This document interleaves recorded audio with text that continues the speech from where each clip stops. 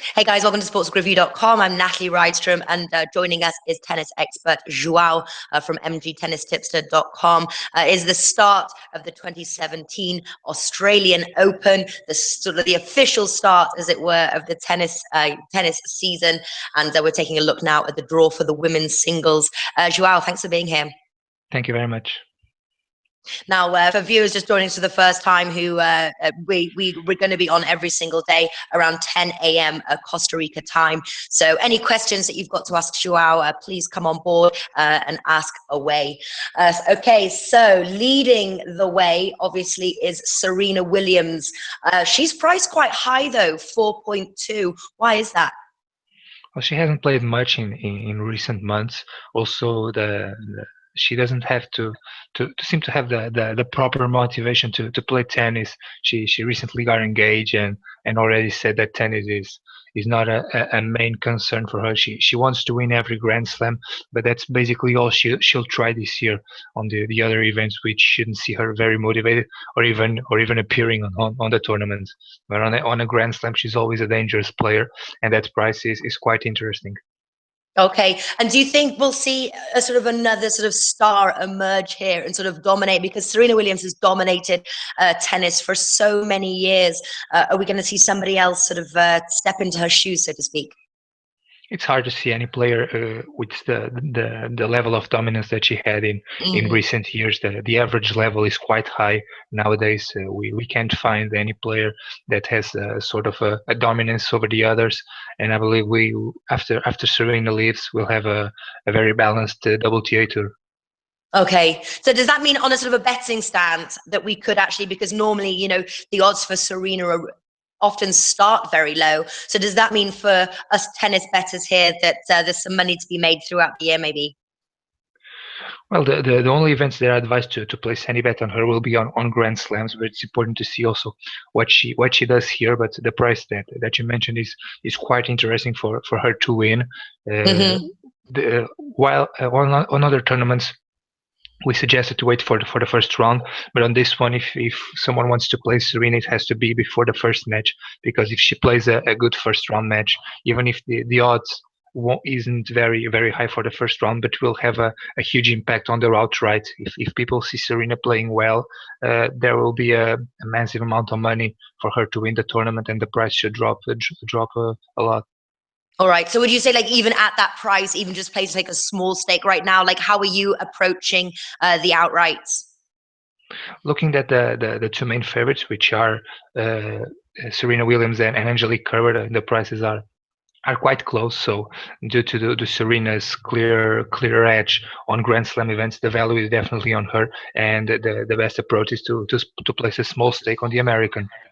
Okay, well, talking about Angelique Kerber, she is the favorite to win the first quarter. 2.75 you can get with Coral, and then it's Gabi Muguruza at 5 with Bet365. Who gets your money there?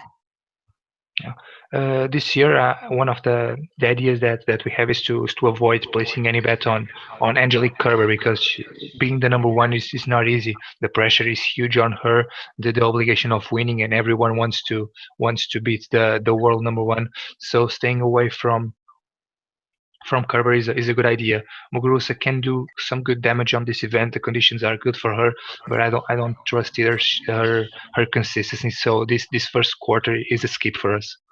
Okay, so that's a skip. Second quarter, the two main favorites are Simona Halep, 3.5, and then Alina Svitolina at also, what's the best price there? 5 you can get, which is with Paddy Power. So how will you play the second quarter? Second quarter, the main value is not in any of these two players, based on Svetlana Kuznetsova.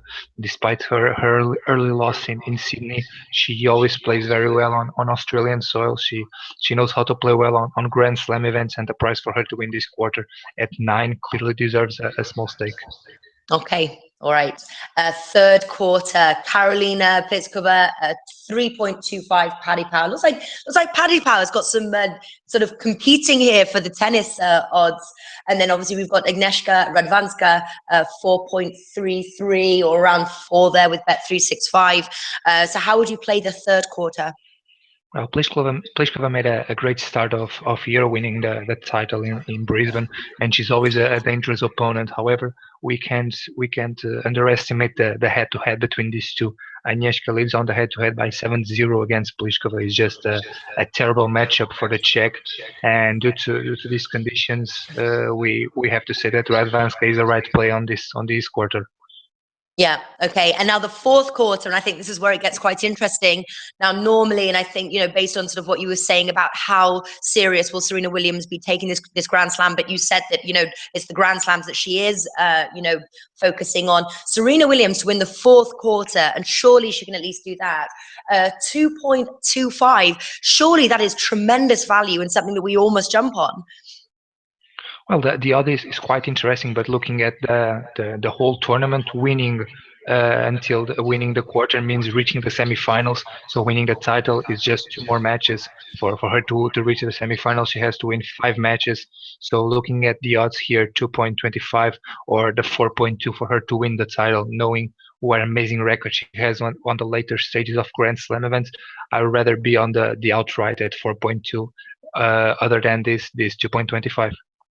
Wow. So you're saying skip that, because I'm very tempted, I have to say, but you're saying skip it. Yeah, it's much better to play the outright here because the amount of wins you need for her to win the quarter and just two more for her to win the title, it clearly it's much better and the value is clearly on the outright. Okay. Now, would you say as well, you did say sort of wait until, if you really want to sort of grab Serena at the 4.2 price, grab it now, because if you see her first round, she's in tremendous form, then those odds will drop. Would you say, though, wait until the first round to then play sort of the other bets that we've got, like name the finalists to reach the final, winning quarter, like that kind of thing? Would you say that it's better to wait and see what shape Serena Williams is in, or is there some value to make a bet right now? You're asking about only Serena Williams markets? No, well, because obviously the name the finalists, we've got Kerber and Serena Williams, which is the favorite at 5. So if we don't know what form Serena Williams is in, does that make that a tricky market, and maybe we shouldn't play that one right now? Well, that market I wouldn't play because Kerber, I believe she shouldn't reach the final. It's a player to avoid. But any market that involves Serena Williams, the best moment to play it is right now, because if she loses, and everyone will lose. But if she wins, the market will have a huge drop.